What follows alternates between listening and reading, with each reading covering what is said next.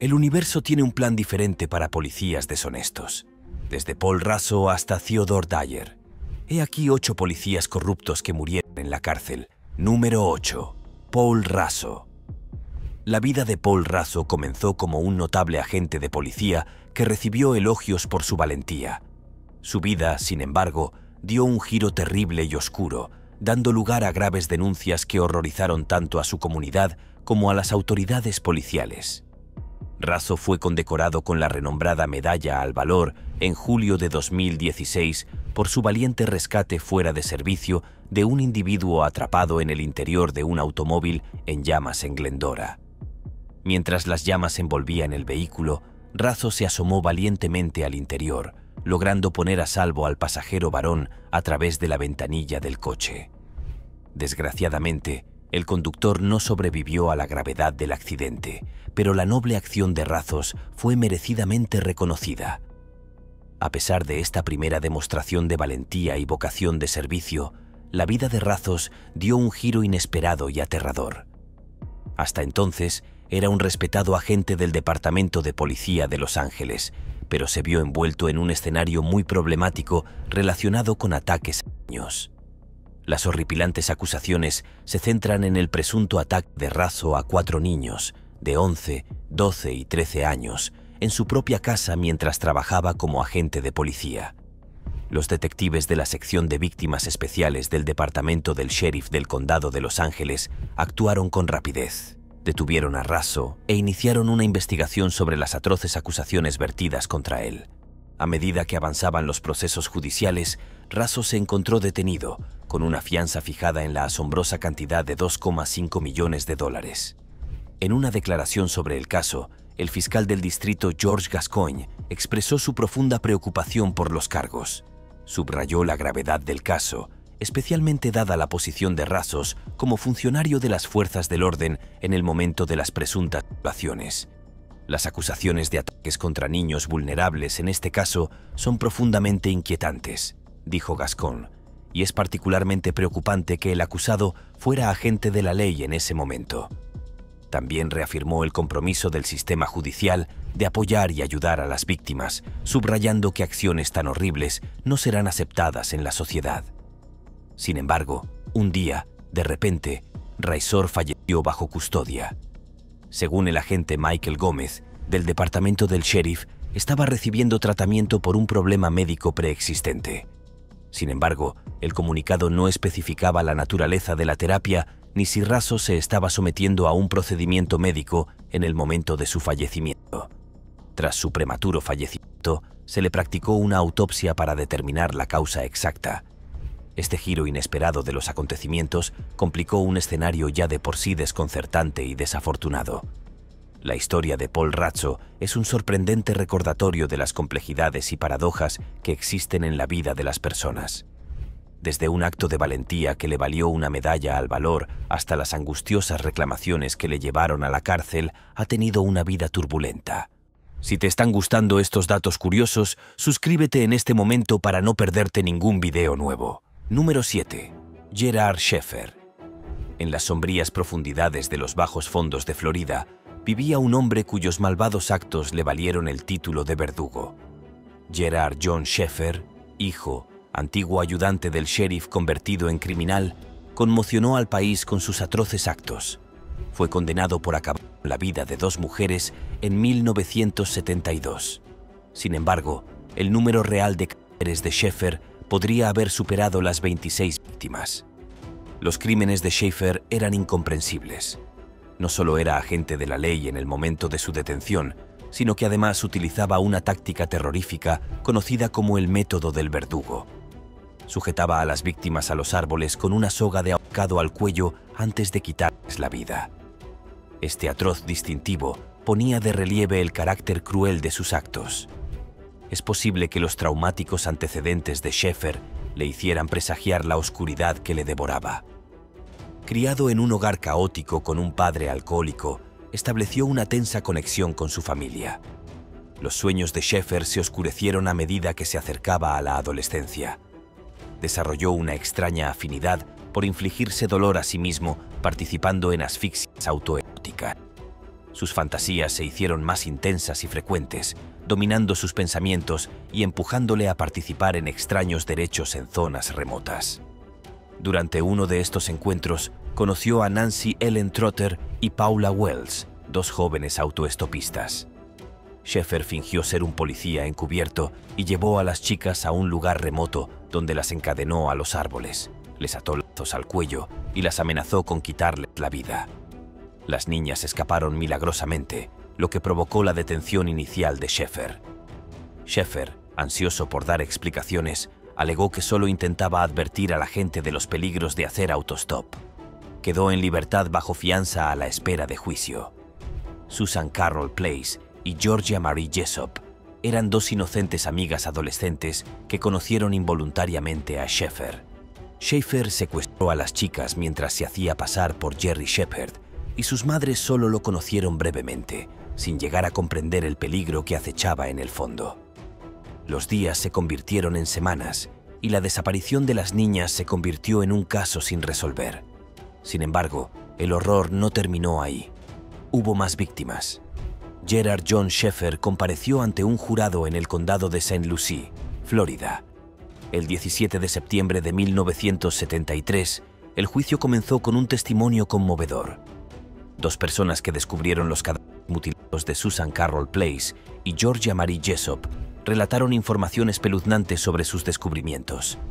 El teniente Patrick Duval detalló la escena del crimen y las pruebas recuperadas, presentando una imagen clara de las horribles acciones de los Sheffer. Tras 5 horas de debate, el jurado emitió su veredicto. Gerard John Sheffer fue declarado culpable y condenado a 2 cadenas perpetuas concurrentes por el juez Trowbridge. La personalidad de Sheffer siguió siendo intrigante dentro de los muros de la prisión. Entre sus compañeros de prisión tenía fama de arrogante y altivo. Circulaban rumores de que se había hecho pasar por informador para obtener un trato especial de los funcionarios. El 3 de diciembre de 1995, Sheffer fue descubierto sin vida en su celda con casi 40 puñaladas en el torso. Una frenética embestida le había dañado la cara, la cabeza, el cuello y el torso. Sheffer fue atacado por un compañero de celda llamado Vincent Faustino Rivera. Número 6. Robert Fratta. Robert Fratta, un ex policía de Houston que planeó el atroz asesinato de su esposa de 33 años, Farrah Fratta. Los aterradores sucesos ocurrieron en 1994 durante un prolongado divorcio y una lucha por la custodia, creando una tormenta perfecta de tensiones exacerbadas y emociones en ebullición. En el centro de esta historia estaba la artera trama de Robert Fratta, que necesitó la ayuda de un intermediario llamado Joseph Prystach, quien a su vez contrató a un asesino a sueldo llamado Howard Guidry. Farrah Fratta era la víctima prevista de este complot letal y falleció trágicamente en el garaje de su casa de Atascocita, Texas. La emboscaron sin piedad y le dispararon 2 veces en la cabeza. Su vida se apagó en un atroz acto de violencia que dejaría una huella imborrable en la ciudad. El atroz incidente no pasó desapercibido. Vecinos preocupados observaron el atroz acto e informaron rápidamente a la policía. A medida que la policía profundizaba en el terrible caso, se enteró de que los Fratta estaban envueltos en una acalorada batalla por la custodia de sus 3 hijos. Según los documentos judiciales, los apetitos extramatrimoniales de Robert Fratta desencadenaron su divorcio, dejando al descubierto los defectos de un matrimonio que en su día fue prometedor, pero que acabó rompiéndose bajo el peso de la traición y la acritud. Robert Fratta mantuvo firmemente su inocencia tras la muerte de Fratta. A pesar de la acumulación de pruebas que apuntaban directamente hacia él, negó persistentemente cualquier participación en el crimen. Sus luchas judiciales para demostrar su inocencia estuvieron marcadas por apelaciones, acusaciones de pruebas inadecuadas y reclamaciones de instrucciones incorrectas al jurado. A lo largo de los años, sin embargo, el sistema judicial se mantuvo firme y la condena de Fratta siguió siendo sólida. Tras un estudio exhaustivo, la Junta de Indultos y Libertad Condicional de Texas rechazó su declaración de inocencia. Robert Fratta estuvo encarcelado la friolera de 27 años, y a medida que pasaban los años, un terrible cansancio se iba apoderando de él. Durante años, la amenaza de ejecución se cernió sobre él, una cuenta atrás interminable hacia lo inevitable. Sin embargo, el día del juicio final, Robert Fratta mostró una serenidad inusual durante su última entrevista. A la pregunta de si alguna vez tuvo miedo de la ejecución, respondió con bastante calma. «Oh, no. ¿Está de broma? Todas las noches rezo al Señor para que me lleve mientras duermo. No tengo miedo». Era una mirada a la psique de un hombre que había recorrido un largo y tortuoso camino. Con el destino sellado y las emociones acalladas por el peso de sus actos, cuando la cantidad letal corría por las venas de Robert Fratta en la prisión de Huntsville, Texas, tomó la trágica decisión de no hacer una declaración final. Cuando el alcaide le preguntó si tenía algo que decir, Fratta se limitó a decir que no. Fue un duro momento de cierre, la culminación de un largo y terrible viaje. Barry Brown, su consejero espiritual, intervino para rezar en sus últimos momentos. Los comentarios de Brown buscaban consuelo para aquellos cuyos corazones se habían roto por la insondable catástrofe, así como misericordia para el alma de Robert Fratta. Fratta cerró los ojos y respiró hondo mientras la potente droga hacía efecto. Sus movimientos terminaron en cuestión de minutos y resopló 6 veces antes de sumirse en una quietud eterna. Bradley Baker, el hijo mayor de Robert Fratta, salió a las puertas de la prisión y presenció la ejecución. Fratta, en un giro desgarrador de los acontecimientos, se negó a reconocer o incluso a mirar a su propio hijo, condenando su conexión a toda una vida de dolor y confianza rota. Número 5. Gennady Mikasevich. Mikasevich fue un conocido asesino en serie soviético que atormentó al país. Sus víctimas, un total de 36 mujeres, eran de Bielorrusia y zonas cercanas. Sorprendentemente, Mikasevich trabajó como policía independiente. Mikasevich nació en la explosión de Vitebsko en 1947. A los 24 años le diagnosticaron hepatitis y sufrió una tristeza desgarradora cuando se dio cuenta de que su novia le había dejado para casarse con otro. Mikasevich, consumido por la miseria, eligió un camino mucho más terrible. Se ensañó con mujeres inocentes que paseaban solas y las estranguló antes de ocultar sus cuerpos sin vida. Este atroz acto marcó el comienzo de sus 14 años de crímenes. El reino del terror de Mikasevich continuó a lo largo de los años, dejando tras de sí bienes robados y vidas arruinadas. Su método de operación incluía el estrangulamiento, usando dispositivos improvisados como cinturones y bufandas. Arrojaba los cuerpos de sus víctimas a lo largo de las rutas que unían Vitebsk, Polotsk y Lapel. La comunidad estaba atónita, incapaz de comprender el mal que les acechaba. Mikasevich, que por fuera parecía piadoso, dejó perplejos a todos.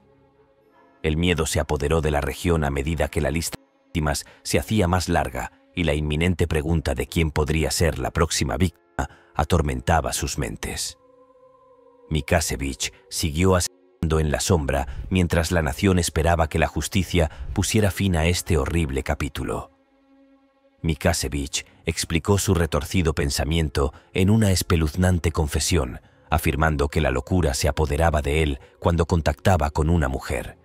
Encontraba placer en estrangularlas mientras se asfixiaban.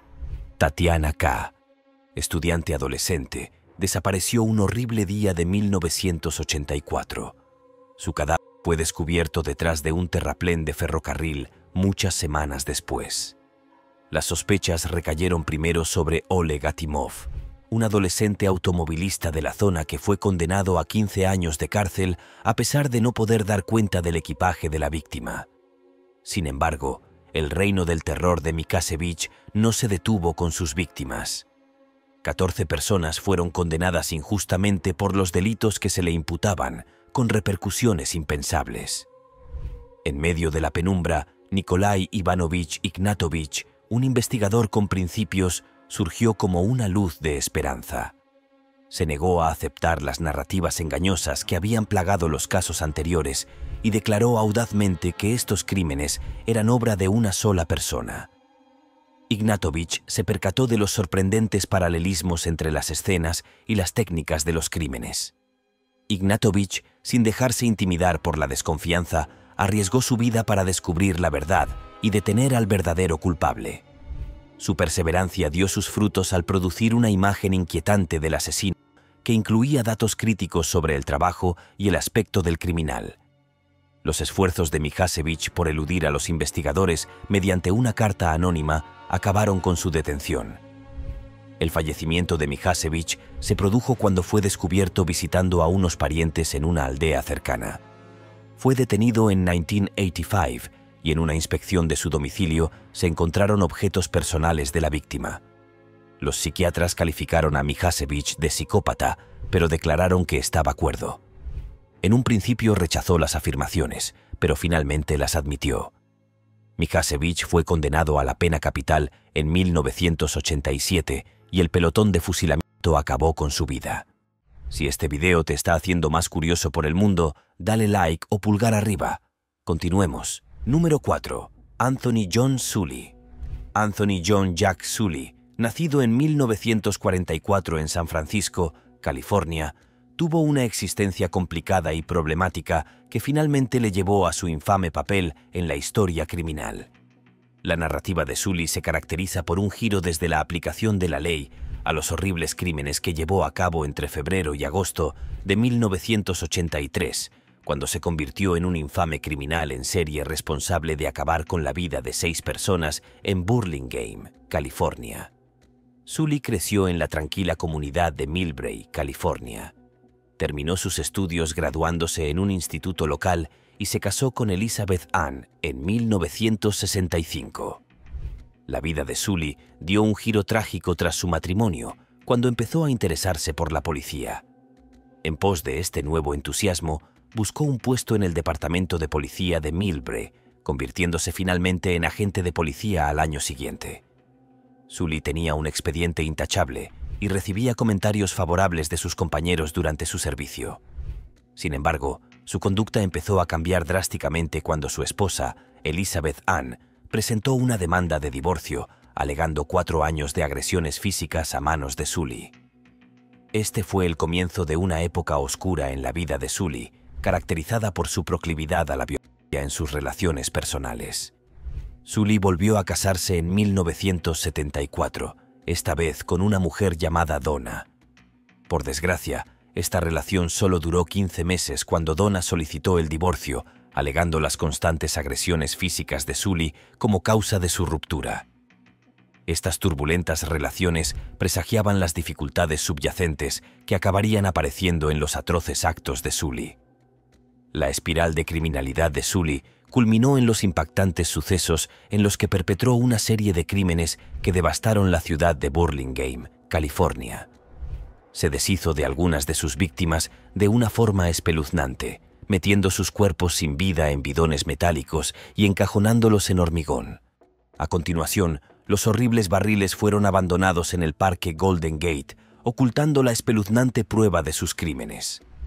Sully no cometió estos horribles actos en solitario.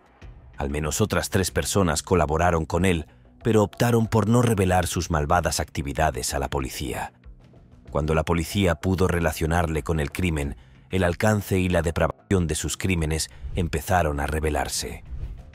El 25 de agosto de 1983, la policía encontró una coincidencia definitiva entre las huellas dactilares de Sully y las recuperadas en los barriles que contenían los restos de sus víctimas, entre ellas Thomas, Ogden y Melendez. Se descubrieron las huellas de sus manos en el hormigón utilizado para rodear los barriles, lo que proporcionó más pruebas de su participación. Se registraron el automóvil y el hangar de Sully y se descubrió que los barriles habían sido robados de un hangar cercano. En el examen también aparecieron bolsas de plástico con el mismo defecto estructural que las utilizadas para envolver el cuerpo de Michael Thomas, así como una cuerda blanca de algodón. La misma cuerda se utilizó para atar las extremidades de Barbara Searcy. Según los análisis forenses, el juicio de Sully terminó el 3 de junio de 1986 con una sentencia de culpabilidad en todos los cargos y se le impuso la pena capital solo 12 días después. Sully ofreció un monólogo de 40 minutos tras la lectura de la sentencia, proclamando su inocencia como acto final y desesperado.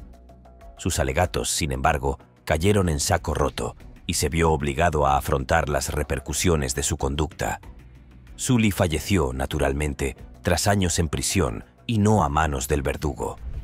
Su vida terminó el 8 de septiembre de 2023, marcando el final de un periodo en la historia criminal americana distinguido por la crueldad, el derramamiento de sangre y la búsqueda de justicia para sus víctimas. Número 3. Cabo Bruno. Flores Valdo de Oliveira, popularmente conocido como Cabo Bruno, fue un personaje controvertido.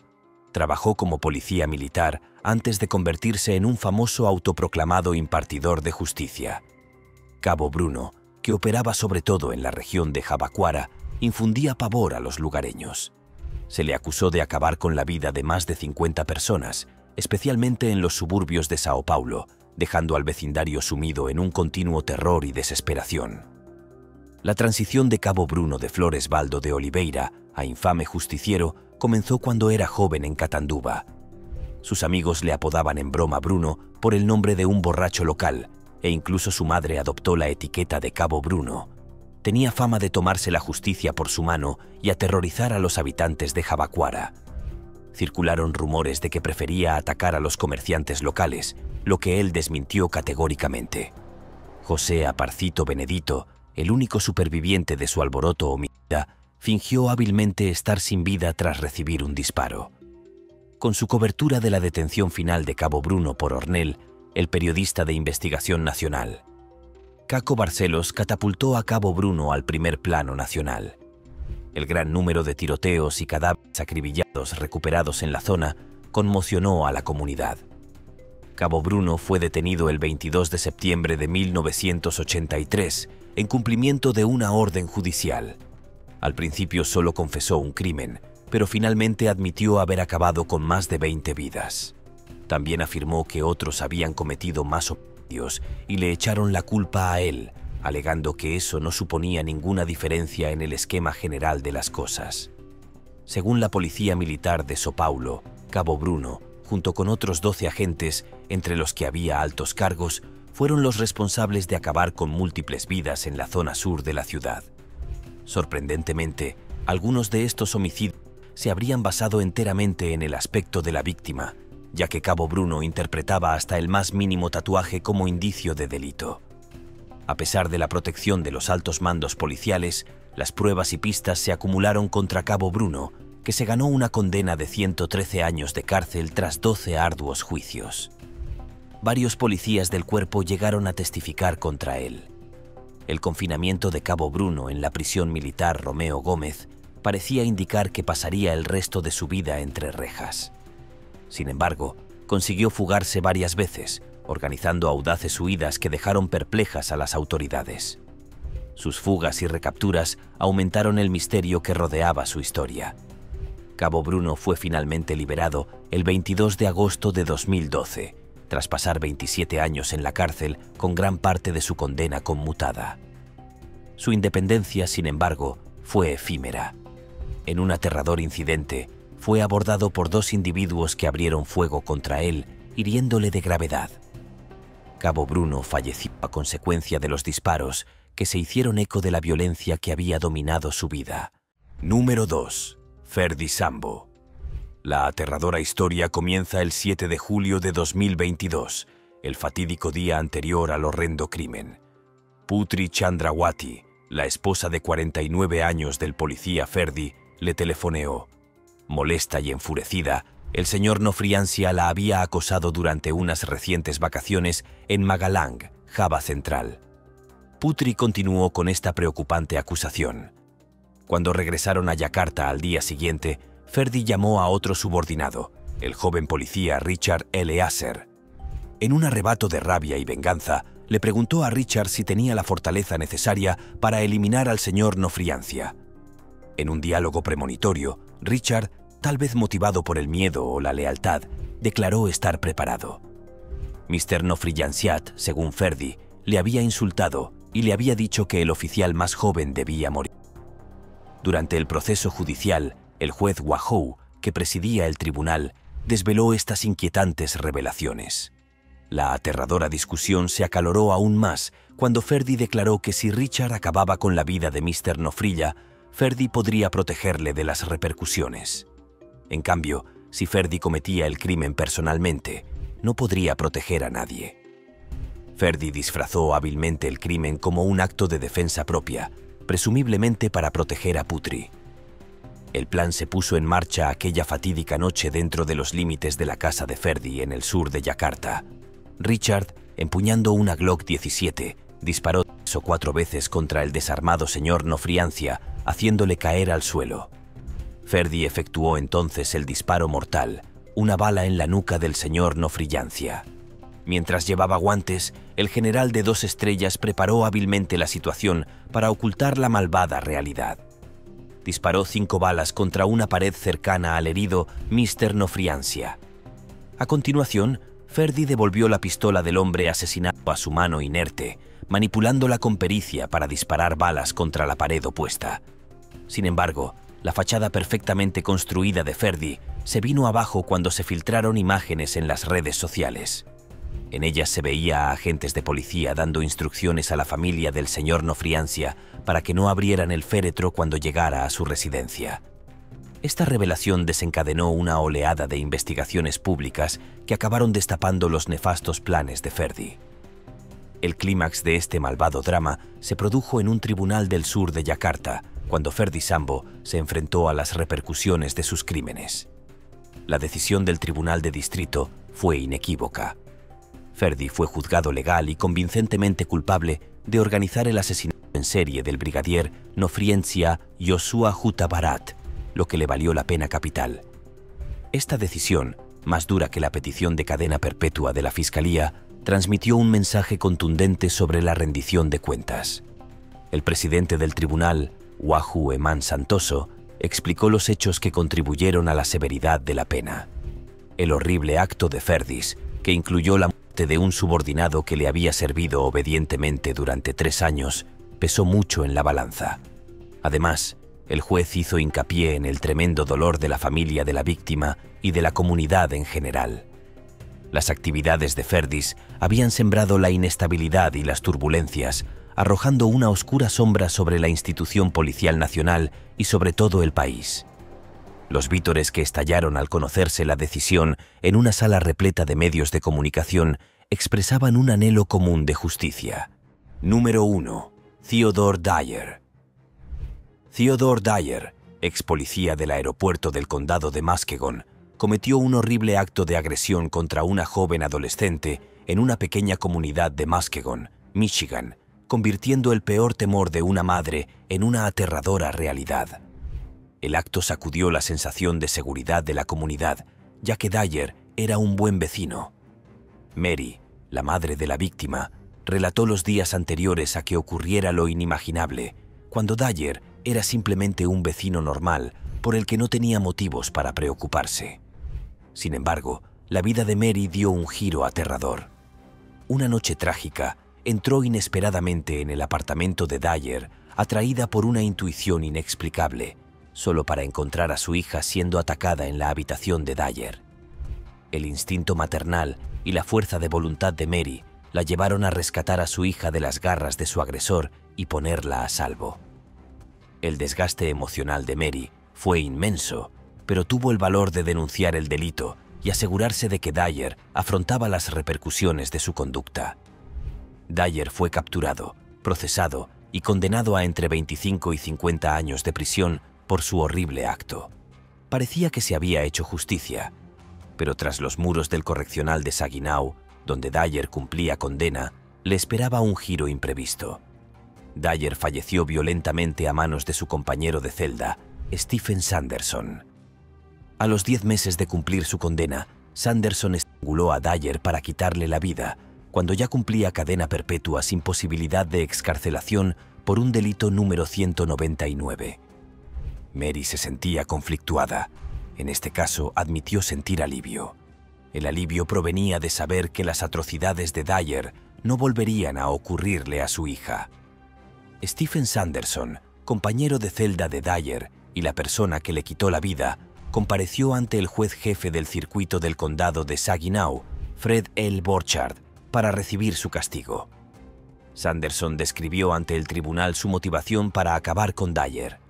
Dijo: «Le quité la vida porque estaba acostumbrado a atacar a niños. Luego pasó a detallar las circunstancias que llevaron a la muerte de Dyer, haciendo hincapié en cómo Dyer había seguido hablando de su crimen. Intentando excusarlo, Sanderson, a pesar de su menor estatura, atacó físicamente a Dyer y lo estranguló con una cuerda. Aunque la conducta de Dyer fue horrible, el acto de Sanderson de quitar la vida a otra persona fue igual de atroz a ojos de la ley. Sanderson explicó que, aunque había recibido elogios de algunos sectores, no se consideraba un héroe. Quería que el mundo supiera que él no mató al juez Dyer, sino que solo facilitó su encuentro con el destino. La sala estaba caldeada con la presencia de varios familiares de Dyer. Pero el juez Borchardt optó por no hablar y no tardó en dictar la sentencia de Sanderson: cadena perpetua con posibilidad de excarcelación. Este severo castigo representaba la gravedad del delito, pero también tenía un giro inesperado. El abogado de Sanderson, James Gust, señaló que, según la ley de Michigan, Sanderson debía cumplir su actual cadena perpetua antes de comenzar su nueva condena por el asesinato de Dyer. Dado que Sanderson nunca podría cumplir la nueva condena, esta se convertía en una sentencia simbólica. Gust aceptó las complicadas circunstancias que rodeaban a su cliente a medida que avanzaban los juicios, citando los traumáticos antecedentes de Sanderson y su horrible conducta. Describió a Sanderson como encantador, presentando una dicotomía desconcertante que ponía en tela de juicio los conceptos establecidos por la gente sobre el bien y el mal. Tras el fallecimiento de Dyer, Sanderson fue trasladado al centro penitenciario de Ionia, el de mayor grado de seguridad del Departamento de Instituciones Penitenciarias de Michigan, iniciando así un nuevo capítulo de su vida dentro del sistema penitenciario. Nos vemos en el próximo video.